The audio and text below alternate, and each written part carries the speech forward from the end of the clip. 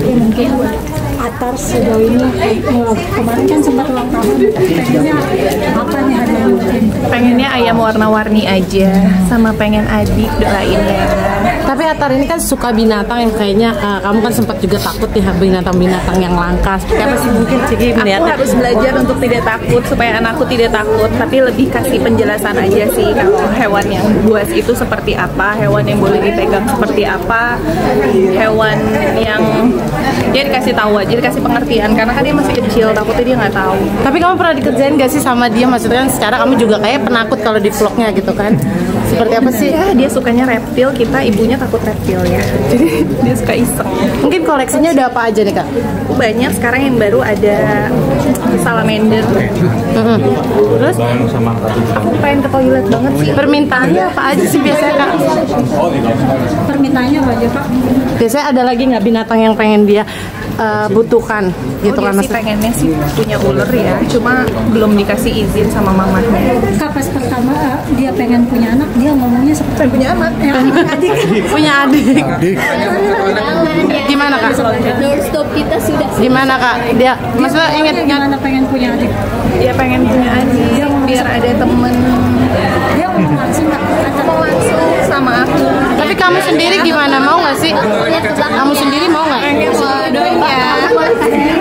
Anaknya nih, kalian bertiga banget yang bikin emosi turun naik. Sebenarnya nggak ada yang dibuat-buat sih, nggak yang kita juga memaksakan yang harus lebih sedih, nggak, karena memang ceritanya ngalir gitu aja. Terus di yang kedua ini yaitu dia kita eye contact aja udah langsung ngembang. Deket makanya kita cium. Ngelihat Baskara aja kita udah langsung ingat anak di rumah gitu. Jadi ya mudah-mudahan apa yang kita berikan itu yang insya Allah yang terbaik lah. Setuju, kita sudah berkarya secara jujur dan skripnya juga memang sudah sangat mendukung sekali. Jadi ya mudah-mudahan message-nya bisa sampai ke penonton. Amin. Buat kalian berdua adegan terberatnya tuh apa sih? Banyak sih sebenarnya, cuma emang nggak berani spoiler ya jadinya. Cuma kalau aku mungkin yang pas lihat Bintang sama Baskara. Kalau aku yang pas kasih penjelasan ke Baskara juga sih, kalau Baskara itu anak ibu kandungnya. Aku takut spoiler ya kan, tapi itu udah ada di gitu. Aku harus ke bawah sana. Oke, terima kasih teman-teman. terima kasih semua. Ada yang mau bertanya? Tapi tadi ada yang nangisnya nonton. Sedih yang terakhir. Dia bilang sama aku sih sedih pasti Baskara. Kasih tahu ada Mungkin boleh kalau teman-teman media mau ambil foto dulu, silahkan. Boleh ya. Kita ke tengah dulu. Di judul ini apakah nonton yang pertama dulu? Oh, sebenarnya saya masih main kok, cuma belum pada tayang aja filmnya.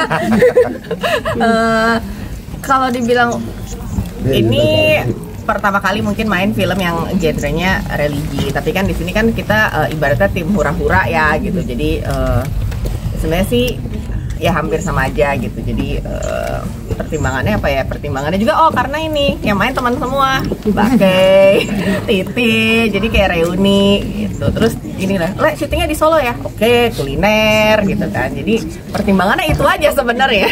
Kuliner. Gitu. Ada pressure nggak sih, karena kan yang pertama kan sukses banget gitu, dan juga mengingat sekarang kan industri film Indonesia juga sangat booming banget gitu. Mungkin buat Mas Roni, Pak Roni dan Mbak Kay gitu, mungkin ada pressure sendiri gitu saat membuat yang kedua. Pasti ada pressure tersendiri, apalagi kan kita akan mau bikin sequel. Biasanya sequel akan dibandingkan dengan film yang pertama. Jadi proses skenario cukup lama ya Kay, ada sampai beberapa tahun sebenarnya. Even sebenarnya waktu syuting pertama aja udah mikir ini nanti kalau sukses kan boleh ya berandai-andai ya, kalau sukses kita mau bikin apa, udah ada di situ. Pasti pressure ada, cuman kita berusaha yang terbaik aja. Terus mengapa mengambil point of view akhirnya? Ada.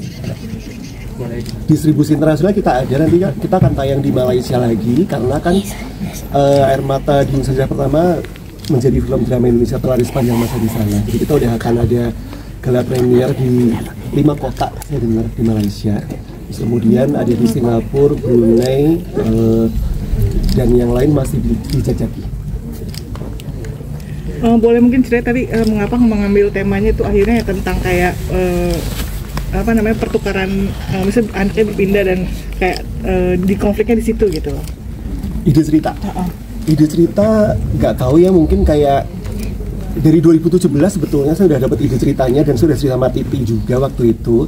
2017 itu lama banget ya. 2022 kita syuting, 5 tahun sebelumnya udah ngobrol sama Titi, kamu harus main film ini ya, kita punya cerita bagus. Dan itu tiba-tiba idenya muncul lagi di tengah malam waktu saya mau tidur, pikiran melayang kemana-mana, tiba-tiba ada ide. Saya langsung buka laptop, takut besoknya lupa, saya tulis premis. Besok saya telepon ke Titin Batimena, penulis yang pertama, dan kita minta untuk mengembangkan ceritanya. Jadi prosesnya cukup lama juga, dari 2017 idenya, 2022 baru syuting. Untuk Mang Osa ketagihan nggak main film lagi? Izin.